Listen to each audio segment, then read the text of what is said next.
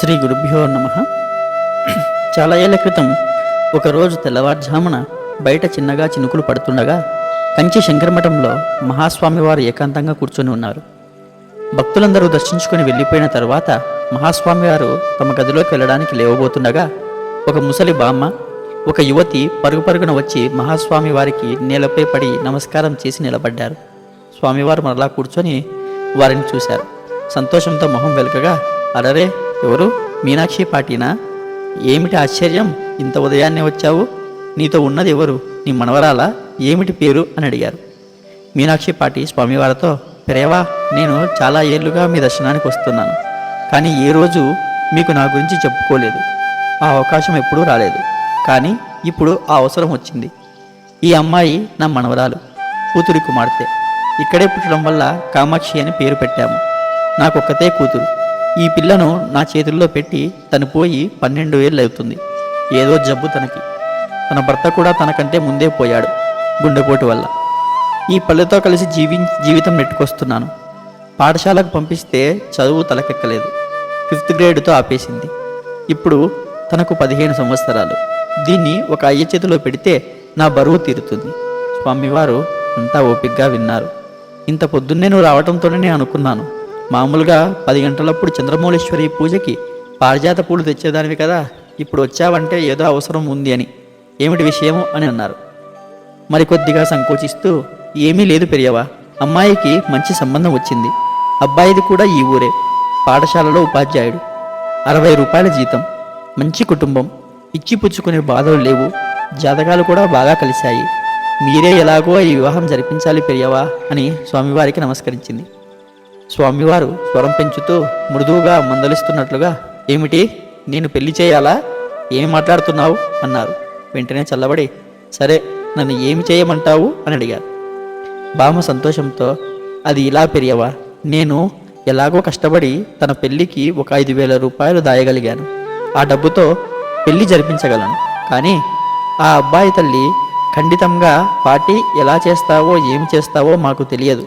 నీ మనవరాలు మెల్లో 8 సవర్ల బంగారు గొలుసు 2 వలసలది చేసి పంపు అని చెప్పింది. నా ఆదాయంతో తనకు నగలు నట్రా నేను చేయించలేను. ఒకవేళ ఒక సవరము బంగారంతో 2 గాజులు మాత్రం చేయించగలిగాను. నాకంతే సాధ్యపడింది. ఆ గొలుసు నేను ఎక్కడికి నుండి తేగలను? మీరు మాత్రమే. ఆవిడ ముగించక ముందే పరమాచార్య స్వామి వారి కోపంతో, చెప్పు, 8 సవర్ల బంగారంతో 2 వరుసల గొలుసు నన్ను చేయించమంటావా అని అడిగారు. మీనాక్షి పాటి సాష్టాంగ నమస్కారం చేసి నిలబడి గట్టిగా లంపలేసుకుంటూ, అపచారం పెరియవా, నేను చెప్పదలుచుకున్నది ఏమిటంటే, రోజు మీ దర్శనానికి ధనవంతులు పెద్దవారు వస్తుంటారు.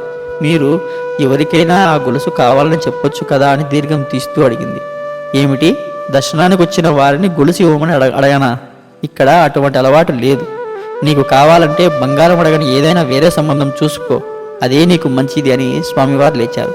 మీనాక్షి పాటి ఆతృతగా, మహాస్వామివారు ఇలాంటి సలహా ఇవ్వరాదని ప్రార్థిస్తున్నాను. ఇది మంచి సంబంధం పెరియవా, పిల్లవాని స్వభావం మంచిది. వారి అమ్మాయికి పెళ్లి చేసి 8 సవర్ల బంగారు గొలుసు 2 వలసలది పెట్టి పంపారట.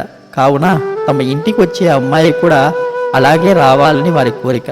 మరి ఇంకేమీ లేదు పెరియవా, ఈ విషయంలో మీరే నాకు దారి చూపగలరు అని ఏడుస్తూ అర్థించింది. వెళ్ళడానికి లేచిన మహాస్వామి వారు మరలా కూర్చొని కొద్దిసేపు ఆలోచనలో మునిగిపోయారు. తర్వాత కనురాపూరితమైన మాటలతో, నేను ఇప్పుడు చెప్పేది మీరు చేస్తారా అని అడిగారు. ఖచ్చితంగా చేస్తాను పెరియవా, ఏమిటో చెప్పండి అని అడిగింది పాటి. రేపు నీ మనవరాలతో కలిసి కామాక్షి అమ్మవారి దేవస్థానానికి వెళ్ళు. ఇద్దరు అమ్మవారిని ప్రార్థించండి. అమ్మ, 8 సవర్ల బంగారు గొలుసుతో ఈ పెళ్లి చాలా బాగా జరిగేటట్టు దీవించమ్మా, నీవే దాన్ని కరుణించగలవమ్మా అని సన్నిధిలో చుట్టూ 5 సార్లు ప్రదక్షిణ చెయ్యండి. 5 సార్లు అమ్మవారికి నేలపై పడి నమస్కారం చేసి ఇంటికి వెళ్ళండి. ఇలా 5 రోజుల పాటు చెయ్యండి. మీకు సంకల్పించినట్లు మీకు కావలసినది కామాక్షియే ఇస్తుంది అని ఆశీర్వదించి పంపారు. మీనాక్షి పాటి సాష్టాంగ నమస్కారం చేసి నిలబడి, అదేమిటి పెరియవా, మీరు అన్నీ 5గా చెయ్యమంటారు అని పాటి అడిగింది ఆతృతతో. అలా చేస్తే కామాక్షి అమ్మ నా మనవరాలు కామాక్షి పెళ్లి చేస్తుంది కదా అని అడిగింది. 5 సార్లు చెయ్యమని నా కోసం చెప్పడం లేదు. అమ్మవారి నామాలలో పంచసంఖ్యోపచారిణి అని ఉంది. 5 గుణిజాలుగా ఏమైనా చేస్తే ఆవిడ మన కోరికలు తీరుస్తుంది అని చెప్పి నేను నేను అదే చెప్పాను, మరి ఇంకేమీ చెప్పలేదు అని అన్నారు. ఎప్పుడు మొదలు పెట్టాలి పెరియవా అని అడిగింది. స్వామివారు నవ్వుతూ, శుభస్య శీఘ్రం అని ఒక నానుడి. ఈరోజు శుక్రవారం, ఇంకేం ఈ రోజు నుంచే మొదలు పెట్టండి అని చెప్పి వారిని పంపించారు. తన మనవరాలతో కలిసి భామ కామాక్షి అమ్మవారి దేవస్థానానికి దారి తీశారు. ఆ రోజు శుక్రవారం అవడం వల్ల చాలా రద్దీగా ఉంది. అమ్మవారు ప్రత్యేక అలంకారంలో దర్శనమిస్తూ ఉన్నది. స్వామివారి ఆనతి ప్రకారం ఇద్దరు కళ్ళు మూసుకొని ప్రార్థించారు. పాటి తన మనవరాలి పేరు నక్షత్రం చెప్పి అర్చన చేయించి ప్రసాదం తీసుకుంది. తర్వాత ఇద్దరు ఆ 8 సవర్ల 2 వరసల బంగారు గొలుసు గురించి ప్రార్థించి లోపలికెళ్ళి గర్భాలయం చుట్టూ 5 సార్లు ప్రదక్షిణ చేసి స్వామివారు చెప్పినట్లు 5 సార్లు నేలపై పడి నమస్కరించి అమ్మవారిపై విశ్వాసంతో ఇంటికి వెళ్ళారు. శనివారం ఉదయం మీనాక్షి పాటి మనవరాలతో కలిసి పారిజాత పూలు తీసుకుని శ్రీమఠానికి వెళ్ళింది. ఆ రోజు చాలా రద్దీగా ఉంది. ఒక 20-30 మంది భక్తుల వెనకాల పాటి నిలబడింది. తన ముందున్న వ్యక్తి మరొక వ్యక్తితో చెప్పగా విన్నది. ఈరోజు అనురాధ నక్షత్రం, పరమాచార్య స్వామి జన్మ నక్షత్రం కాబట్టి స్వామివారు ఈరోజు మౌన దీక్షలో ఉంటారు, ఎవరితోనూ మాట్లాడరు, కేవలం ముఖదర్శనం మాత్రమే అని. మీనాక్షి పాటి ఆతృత నీరు గారిపోయింది. ఈరోజు మహాస్వామి వారికి ఆ 8 సవర్ల బంగారు గొలుసు గురించి గుర్తు చేద్దామనుకున్నాను, కానీ కుదరలేదు అని అనుకుంది. వారు మహాస్వామి వారి దగ్గరకు చేరుకోగానే సాష్టాంగ నమస్కారం చేసి నిలబడ్డారు. ఆస్తుల జీవం లేదు అన్నట్లు ఆ పరబ్రహ్మము కూర్చొనుంది. పాటి అక్కడ నిలబడింది, ఎలాగైనా గుర్తు చేద్దామని. స్వామివారి సేవకుడు ఒకరు గట్టిగా, పాటి ముందుకు వెళ్ళు, ఈరోజు స్వామివారు మౌనంలో ఉన్నారు, వారు మాట్లాడరు, చూడు ఎంతమంది వేచి ఉన్నారో నీ వెనకాతల అని కసిరి పంపించారు. చేసేది లేక మనవరాలతో కలిసి కామాక్షి అమ్మవారి దేవస్థానానికి దారితీసింది.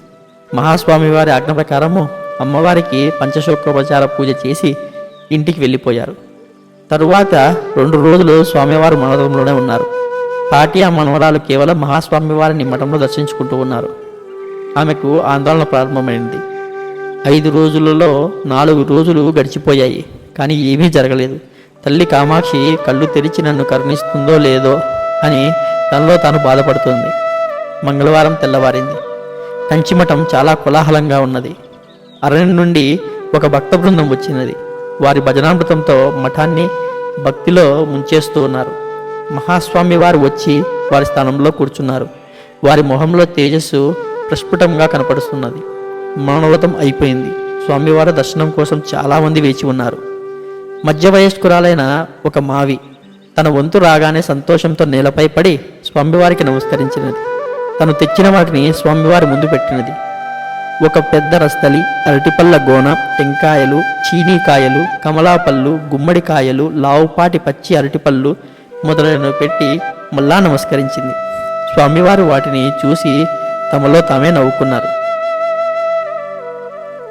వాటిని తెచ్చిన ఆ పెద్దావిడ వైపు చూశారు. నువ్వు నీలమంగళం భూస్వామి గణేష్ అయ్యర్ బాయ అంబుజంవి కదూ, 2 నెలల క్రితం ఇక్కడికి వచ్చావు, ఏదో విషయం గురించి బాధపడుతున్నానని చెప్పావు. ఇప్పుడు ఇలా పెద్ద అరటిపళ్ళతో వచ్చావంటే కామాక్షి అమ్మవారి దయవల్ల నీ బాధ తీరిపోయాయి కదా అని అన్నారు.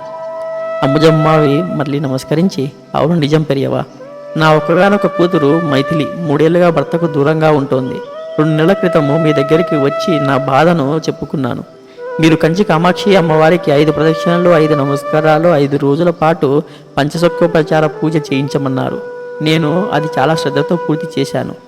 ఏమి నా అదృష్టము, 15 రోజుల క్రితము జంషెడ్పూర్ టాటా స్టీల్ ప్లాంట్లో పనిచేసే నా అల్లుడు ఇక్కడికి వచ్చి తన భార్యను తీసుకుని వెళ్ళాడు. ఇదంతా కామాక్షి కరుణ, మీ అనుగ్రహం పెరియవా అని ఆనంద బాష్పాలు కారుస్తూ చెప్పింది. అదంతా విని మహాస్వామి వారు, బేష్ బేష్, సంతోషం, చాలా మంచిది. ఆ దంపతులిద్దరూ సుఖంగా జీవించుగాక. అయినా ఇంత పెద్ద అరటిపళ్ళ గోనె ఎక్కడిది, చాలా ఫలవంతంగా ఉంది అని స్వామివారు నవ్వారు. అంబుజం నవ్వుతూ, ఈ అరటి గోనె మా అరటి తోటలోనేదే పెరియవా, అందుకే అంత పెద్దగా ఉంది అని వినయంగా చెప్పింది. స్వామివారు సంతోషంతో, సరే, మీ అల్లుడిని కూతుర్ని కలిపింది ఆ కామాక్షియే కాబట్టి ఈ అరటి గోనెను ఆవిడికే సమర్పించు, ఆ పళ్ళని అక్కడే దర్శనానికి వచ్చిన భక్తులకు పంచు అని ఆజ్ఞాపించారు. లేదు లేదు పెరియవా, ఇది ఇక్కడే ఉండనివ్వండి, అమ్మవారికి సమర్పించడానికి సరిగ్గా ఇలాంటిదే ఇంకొకటి తెచ్చారు. మీరు అనుమతిస్తే అమ్మవారిని దర్శించుకుని నా కృతజ్ఞతను తెలుపుకొని వస్తాను అని చెప్పి స్వామివారికి నమస్కరించింది. బేష్, అమ్మవారి దర్శనం తర్వాత మఠంలో భోజనం చేసి మీ ఊరికి వెళ్ళాలి, సరేనా? గుర్తుంచుకో, మర్చిపోకు అని వెళ్ళడానికి అనుమతిచ్చారు. ఆ రోజు కామాక్షి అమ్మవారి ఆలయంలో అంతగా భక్తుల తాకిడి లేదు. ఉదయము 11 గంటలు. కొద్దిగా ఆలస్యం అవ్వడం వల్ల మీనాక్షి పాటి మనవరాలతో త్వరగా ఆలయంలోకి వెళ్ళింది. ఆ రోజు చివరి రోజు కావడంతో పూజకు కావలసిన సామాన్లు తెమ్మని మనవరాలికి డబ్బులిచ్చి వెనక రమ్మని తను వెళ్ళిపోయింది. ఆ అమ్మాయి బామ్మ చెప్పినట్లుని తీసుకుని లోపలికి వెళ్ళింది. పాటి అమ్మవారికి అర్చన చేయించి కళ్ళనీరు కారుతుండగా ప్రార్థించినది. అమ్మా కామాక్షి తాయి, నేను నీపైన ఆధారపడి నిన్నే నమ్ముకున్నాను. నువ్వు స్వామివారు తప్ప నన్ను కాపాడగలవారు లేరు.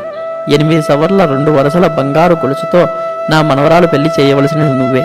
నీ వల్లే నా మనవరాలి పెళ్లి జరగగలదు. కాపాడు తల్లి, కాపాడు. బామ్మ ఏడుస్తుండడంతో మనవరాలు కూడా ఏడుస్తున్నది. తర్వాత అమ్మవారి గర్భగృహానికి ప్రదక్షిణం చేయడం మొదలుపెట్టారు. 4వ ప్రదక్షిణ చేస్తున్నారు. పాటి పాటి పాటి మనవరాలు చాలా గట్టిగా అరుస్తున్నందుకు మీనాక్షి పాటి వెనక్కు తిరిగి కోపంతో, ఎందుకలా అరుస్తున్నావు? ఏం పోయిందని అలా ముత్తుకుంటున్నావు అని కోపంగా అంది. ఏమీ పోలేదు పాటి, కానీ ఇది దొరికింది, ఇక్కడికి రా చూపిస్తాను అని చిన్నగా చెప్పి పాటిని ఒక మూలకు తీసుకుని వెళ్ళింది. మూసి ఉన్న అరచేతిని తెరిచింది.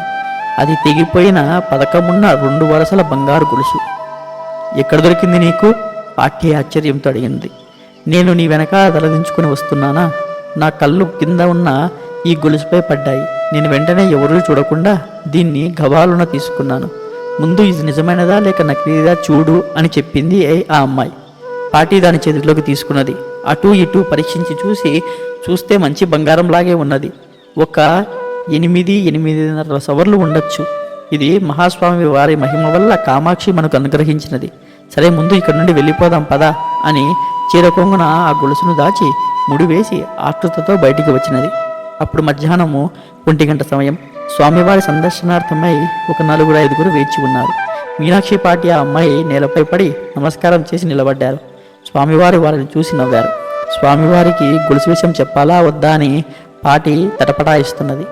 స్వామివారే ముందుగా, ఈరోజు 5వ రోజు, మీ పంచసొక్కోపచార పూజ పూర్తి కావలసింది. కానీ ఒక వస్తువు నీ మనవరాలి చేతిలోకి రావడం వల్ల, మీకు కలిగిన ఆశ్చర్యానందం వల్ల 5వ ప్రదక్షిణ పూర్తి కాలేదు.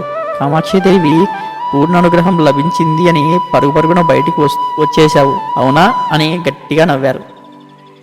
పాటి నిశ్చేష్టురాలైంది. భయంతో మాటలు మింగుతూ గుటకలు వేస్తూ, స్వామివారు నన్ను తప్పుగా భావించరాదు.